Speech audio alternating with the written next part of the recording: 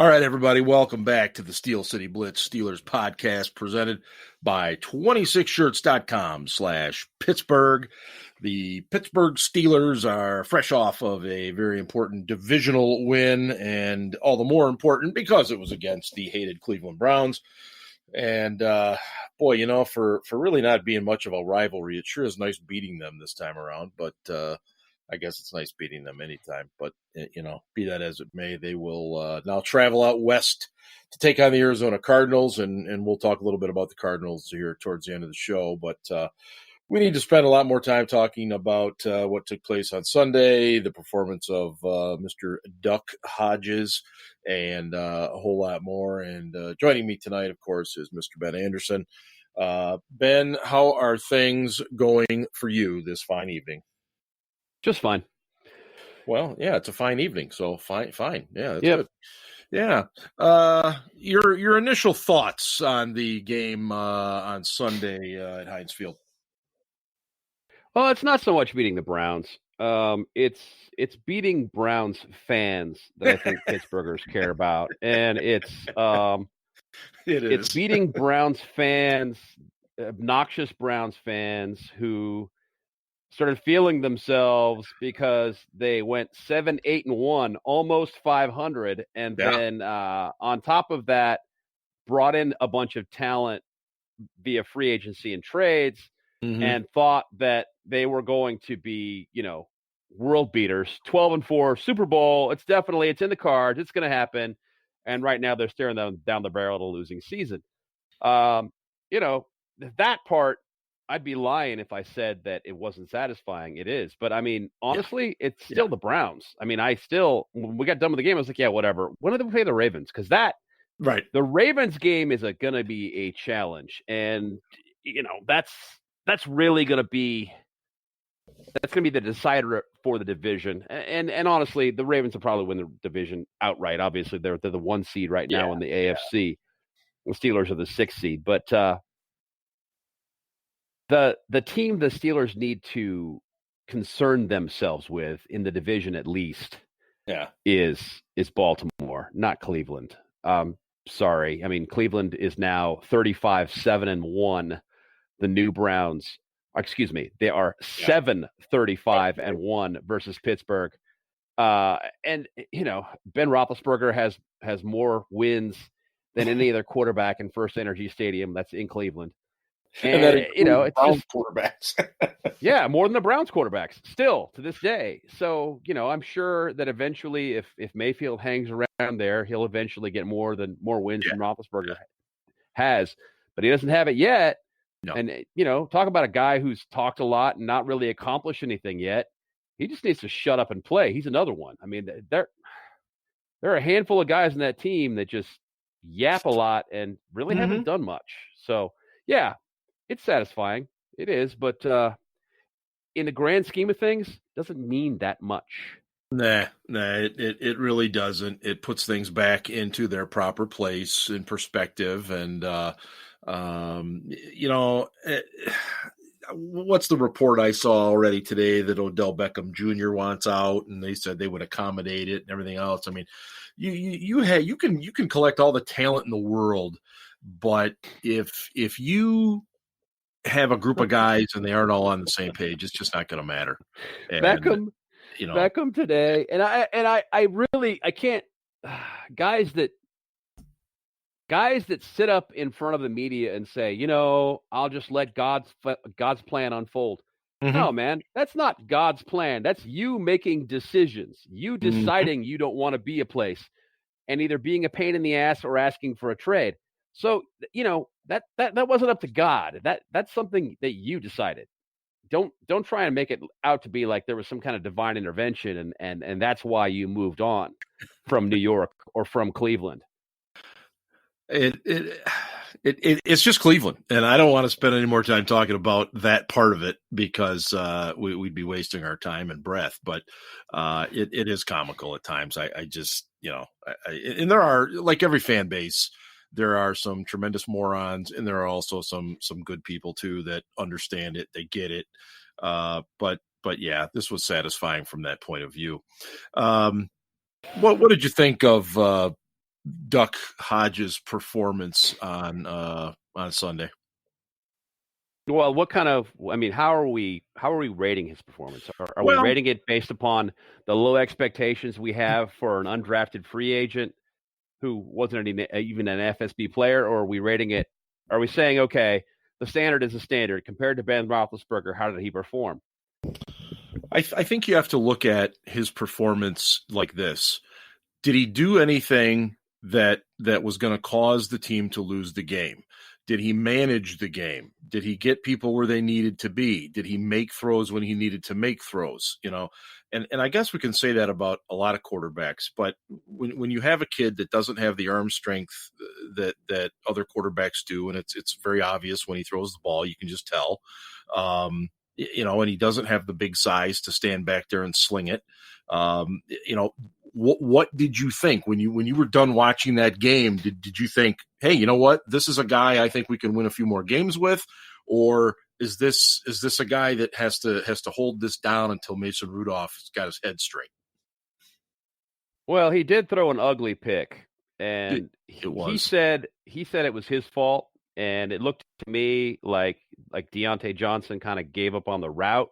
Agreed. Like he thought it was going one place, and when the ball didn't go that direction, he stopped running after it.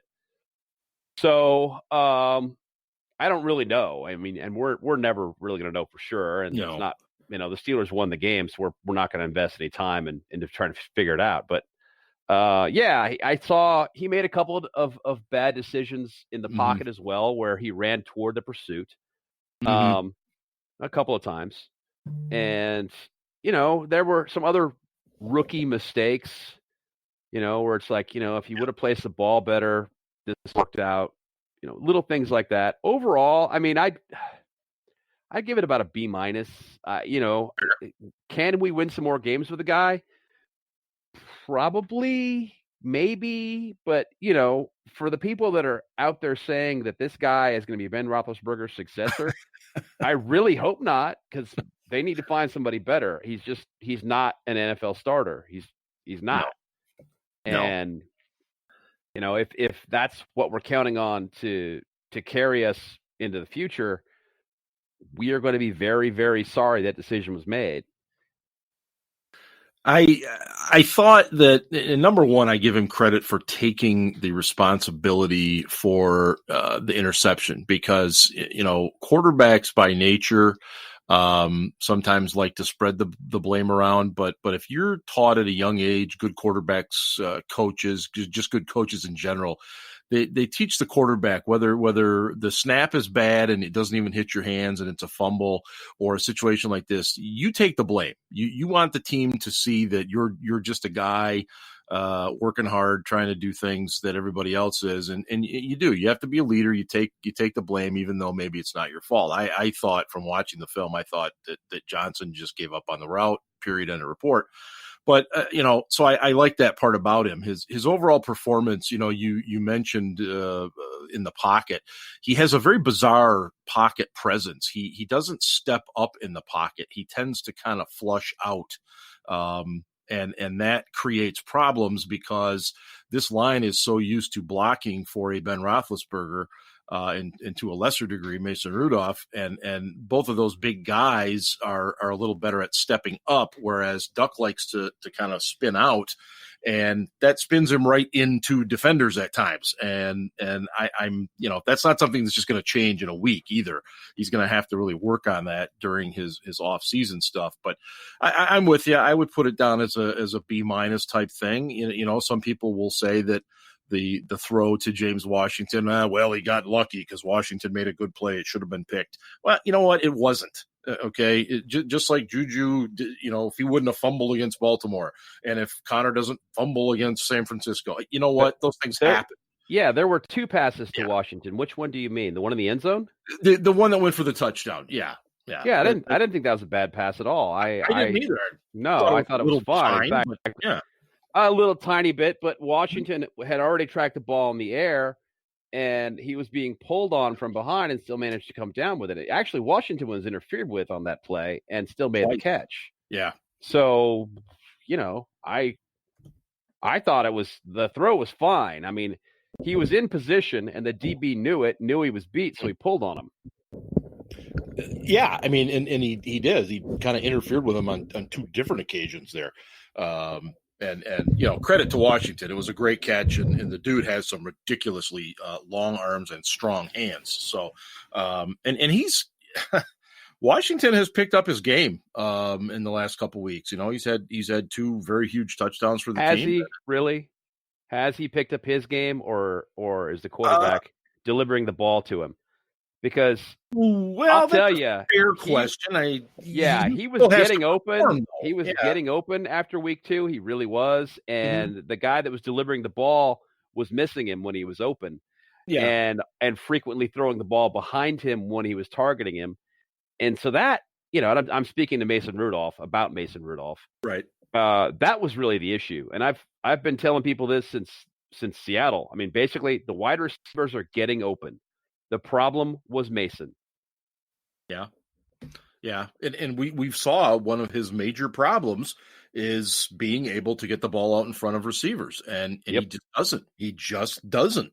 Throws a pretty deep ball at times, but we're talking about plays over the middle. We're talking about comebacks and stuff. And especially those short crossing routes, he's got to get the ball out in front and let those guys go get it. And I think Duck does that very well. His arm isn't as strong, but at least he times things well and gets the ball out there. And I thought they did a nice job too of Duck recognizing when nothing was there. He knew each time where his back was. He knew whether it was Samuels or whomever. He knew immediately where it was, and he did a good job of dumping that off. And I think that's a credit to the kid, because that's not easy. If you don't really study things that you're doing offensively, then sometimes that can get kind of lost in the mix. And I thought he did a pretty good job of that. What's your take on this running game right now? Because we found out today James Conner's not going to go again this week. And I just think it just continues to put the icing on his cake that he's just not going to be a running back 1 for the Steelers. He's never going to get that kind of money. He just can't stay healthy. That aside, is the running game right now, is it a decent running game? What do you think of it? The running game itself is okay. I mean, they've got the components they need to do everything using multiple pieces. It would be nice if one of those pieces was more versatile, where you had a guy who could play all 3 downs. That would be ideal, obviously. But, Snell is really a between the tackles runner. Samuels is not at all a between the tackles guy. He really is a guy you need to get out on the edge. He works best on counters and misdirection. And Kareth White is a little guy. He's a scat back. He's a guy that has got great burst, and you'd love to see him out, on the second level and see what he can do. And then you got Trey Edmonds, who really isn't anything to write home about. The thing that really concerns me is the inability of the running back room to pick up the blitz. Yeah, they are not good. It is ugly. I mean, and especially when you go from a Le'Veon Bell, who was outstanding at picking up the blitz, to these guys, it's not good. And James Conner even is, and he's not in Bell's class in terms of picking up the blitz, but he's pretty good. And him being out really hurts that unit when they're in obvious passing situations and there's a blitz, because these guys just can't do it. And it's not like they don't have the size. I don't know what the issue is, but they're not getting it done. And, as we talked about last week, people love Duck because when he makes mistakes, he makes them at full speed, but he's still making mistakes. And he is running he's running away from his blocker into the pursuit, right, and getting sacked instead of stepping up. So the problem there is twofold right now, and it starts in my mind with the running backs improving at picking up the blitz. They really need to do that in order to slow things down and give Duck a second longer to get the ball out where it's supposed to be. And it's not like that kid, plays with any fear. So I'm not worried about him No. holding on to it for too long or anything like that. I'm not trying to imply that, but he just he isn't his movement in the pocket isn't great yet. Let's just put it that way. No, it's not. It's unique, and like I said, he doesn't step up like like you want your traditional quarterback to do. And he's only 6 feet tall. I mean, if barely over that. If you do that and you're trying to look over a bunch of guys that are 6'5", or Al who's 6'10", your tendency is going to be to roll around and not roll up inside, but to try and roll back, further back, or roll out, so you got a clear view of the field. So I get it, but it's got to improve one way or the other. It's got to be something that the line and the running backs, the guys that are protecting him, can work with. So they've all got to work on it as a group, I guess. Well, they do. I mean, you as a lineman, as a unit, you've got to realize that you've got a different guy back there, and you try to adjust as he tries to adjust, and hopefully it comes together. And as far as the running backs, there's a reason that backs on backers is one of the big hits of training camp every year. And Tomlin knows the importance of having running backs that can pick up blitzes. And it's one thing to get there; it's a whole other thing to be able to actually do it. And as you said, these guys just aren't doing it on a consistent enough basis. Let me ask you, the Steelers rank dead last right now in red zone offense. I thought there was a play that just epitomized that ranking when they tried to run Benny Snell. I want to say it was on a second down play. They tried to run him out to the left. And number one, it almost looks like he just decided to go wide. It looks like the hole was supposed to be inside, but he just took it out to the left, and he is just not an outside the tackle guy. I mean, why even design something like that down there? Was that a classic Todd Haley move where it's, I'm going to try to prove that I'm trickier and smarter than you? I mean, what is Fichtner doing down there? No, I thought it was exactly what you said when I saw it live, and then I watched it later. It still didn't. I didn't change my mind. I thought that Snell saw one thing, and the rest of the line was trying to block another direction, and it was like, maybe you should have taken it the way that the guys were trying to block it instead of like trying to ad lib. But yeah, they've been really bad in the red zone. I mean, they've just been awful. And a lot of it I attribute, again, to Mason. I don't want to put it all on him, but yeah, a lot of it has been. And yeah, some of it's been Randy Fichtner and his predictable play calling. And, it's not a difficult offense to defend, and he's got to make it better. But honestly, the guy that kind of did that before was Ben. So, and Ben can do some things. Ben can do some things off schedule that you have to contend with and plan for and have contingencies in place for. So it keeps the defense off balance, right? Where with the other quarterbacks, that threat isn't really there.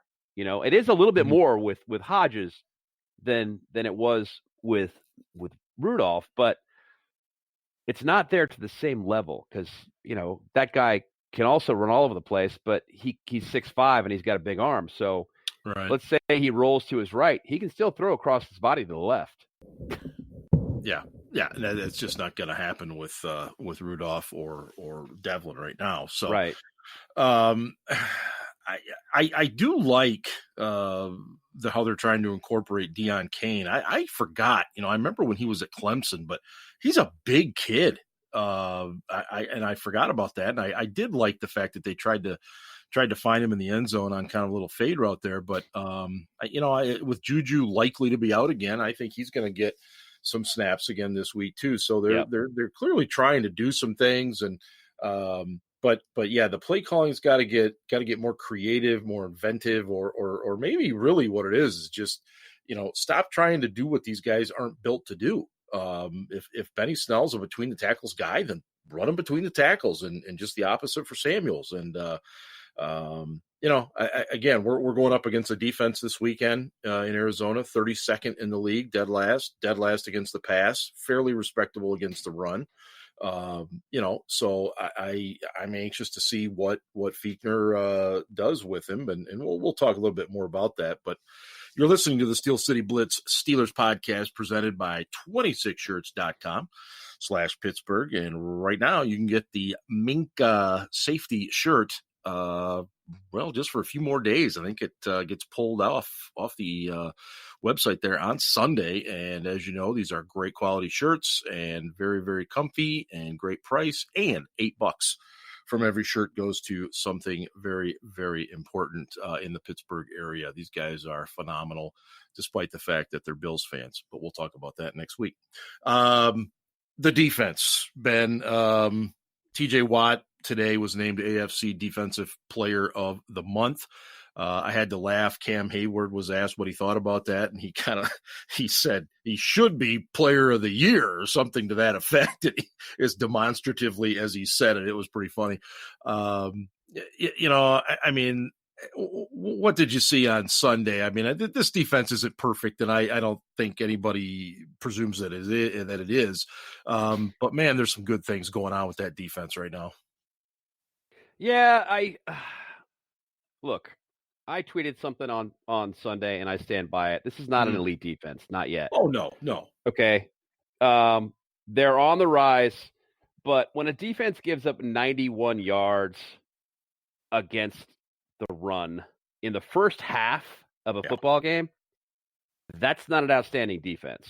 I'm sorry. That was a home game. Now, granted, they made a lot of adjustments. In the second half, they came back out and they gave up like 15 yards or something. It was much better, much, much better. And they've been very good against the pass. But then there are other things you need to take into consideration. For example, the Steelers defense, and this is startling, or was to me, Steelers defense nets 5 sacks per game when they play at home, which is great. It's outstanding. It's number one in the league, far and away, right? Awesome. Great. But when they're on the road, it's 1.6 sacks per game, which is 30th compared to other teams when they play on the road. So, I mean, it's things along those lines when you're digging into the Steelers' D. They allow 30.7% of third down conversions to go for first downs when they're at home, which is number 6 in the NFL. On the road, they allow 43.1%, which is 22nd in the NFL. Their passing TDs are higher when they're on the road. Yeah. Their completion percentage to opponents is actually a little bit lower on the road, believe that or not. It's things along those lines. Takeaways are lower. Their takeaways, they still average 2 takeaways per game on the road, which is great. But at home, it's 3.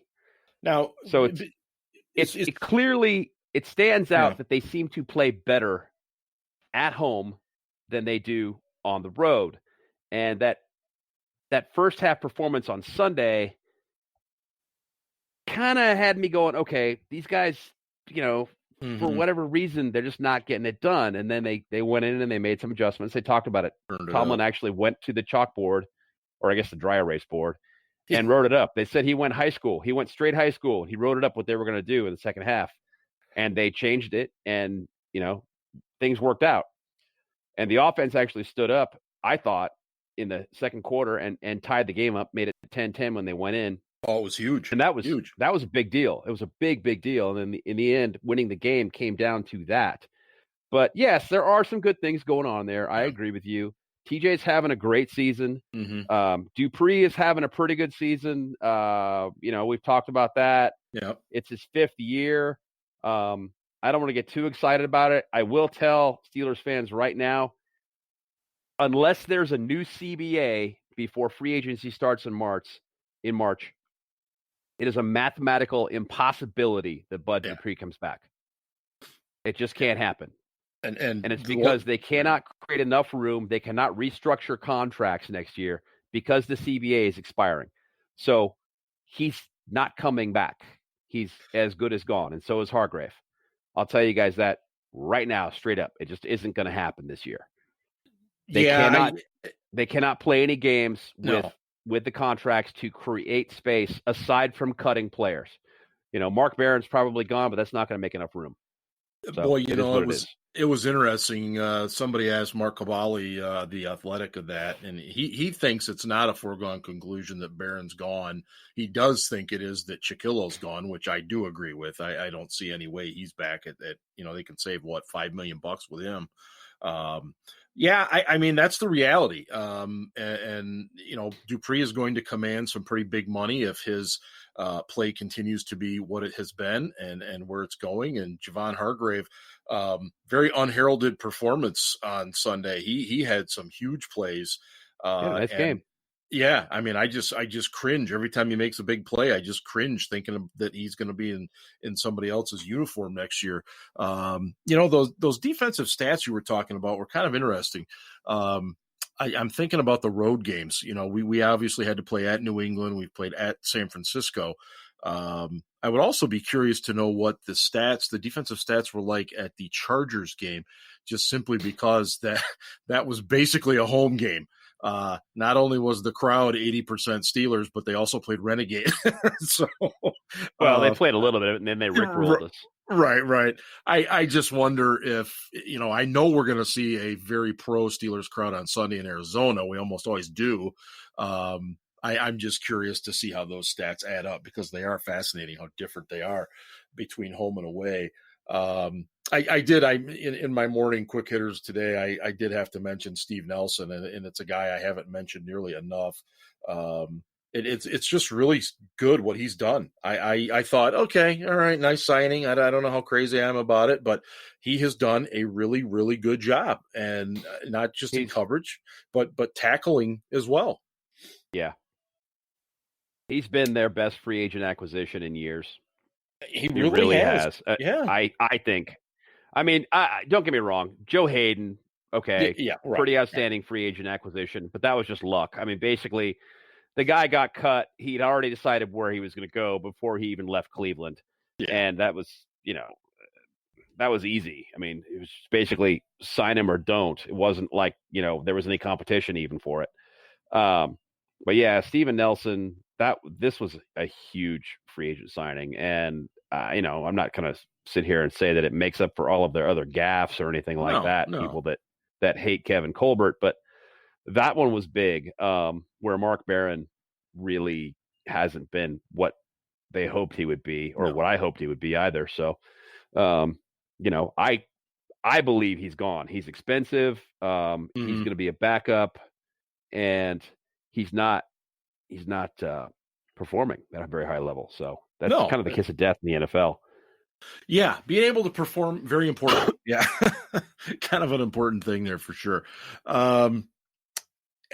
Looking ahead to the Cardinals this weekend, they got roughed up pretty good by the LA Rams, 34-7 at home in Arizona.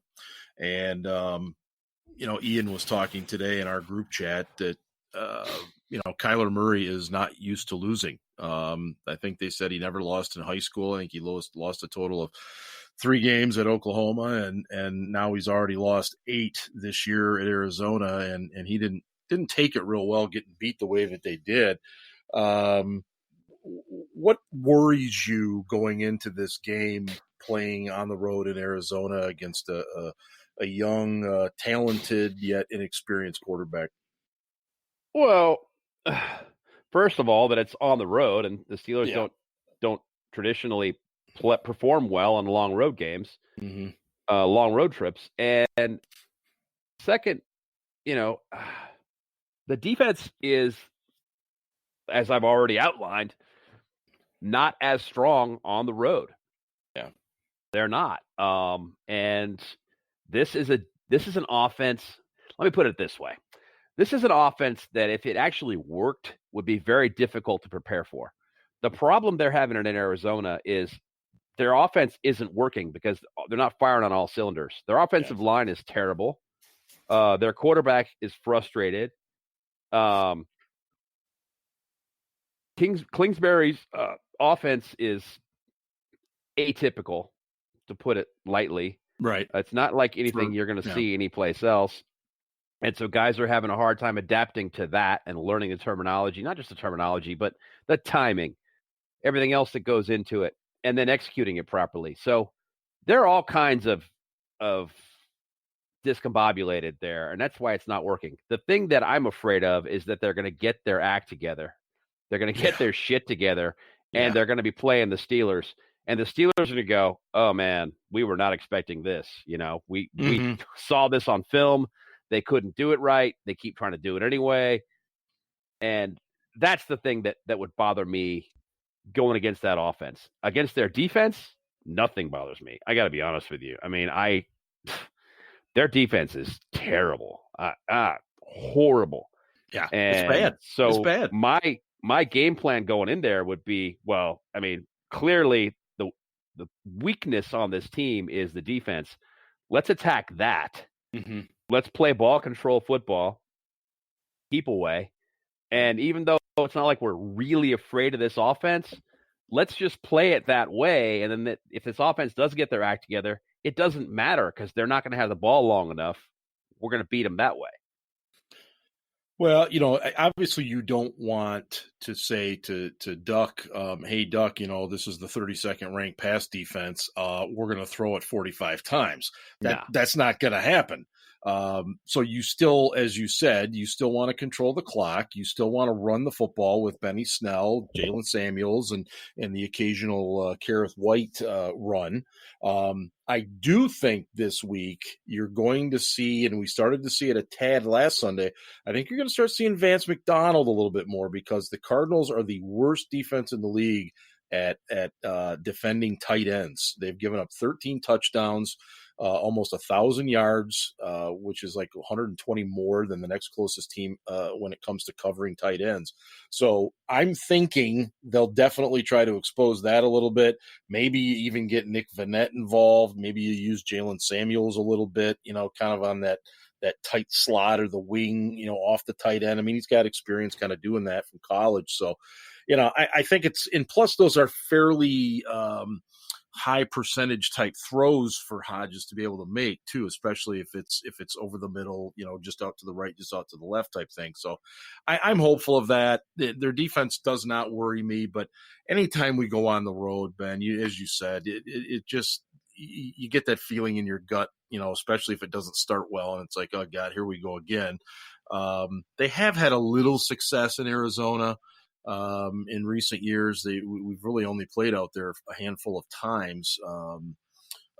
But I'm hopeful. Murray is the one guy. I just hope he doesn't start running all over the place. We miss tackles. He gets open receivers because coverage breaks down. Those are the types of things that worry me going up against a team like this. I agree. That's, it's always a concern. I mean, maybe he could just pull some things out that are completely off script because he's got that athletic ability. I am not sure, but like I said, that the offense is clearly more dangerous than their defense, and that being the case, I attack that defense. Yeah. I mean, I like our receivers right now. I mean, obviously Juju's not there, but I think continues to grow a little bit each week. I think Washington, and I think Deion Kane gets more opportunities. Tevin Jones, man, what a great catch he had on Sunday. Yeah, he did. That nice one, catch. whoo! I mean, it was one of those balls where it was in the only place it could be. He got decked, and he still hung on to that sucker. So he's been impressive too. And I just think you take care of the football. Take care of the football, run the ball, limit the penalties. We've got Ron Torbert is your official this week, and his crew. We've only seen him once. He was in Pittsburgh for the Dolphins game. I think 14 total penalties, 9 of which went against us. But ironically, his crew always calls more against the home team. I was reading that today. So that'll be kind of fascinating to see how that works out. But I always defer to Ian on those things, Yeah, questions of the officials, because he holds grudges and he remembers things and he knows things about crews. And I'm like, how do you hang on to this stuff? How do you know it? He does. How do you assimilate that? How do you what? He can remember a holding call from a game in like 2001 that cost the Steelers a first down. I know. It is. It's just incredible how he does that. But what was the other thing I was just going to mention? Too. Both teams have good kickers. Gonzalez has only missed 3 out of 29. Boswell has missed 2 out of 25. And with both teams literally sucking in the red zone, it could come down to kicking. So it looks like kind of a draw right there. But let me ask you this, just off the side here. Baltimore's got to go up to play in Buffalo, and they're favored, I think, by 4 or 5 up there right now. Who would we, as the Steelers, who would we rather see win that game? Buffalo. Really? Even though that we could be competing with them for a wild card? Well, Buffalo's 2 games up on the Steelers right now. So yeah. And we play them next week.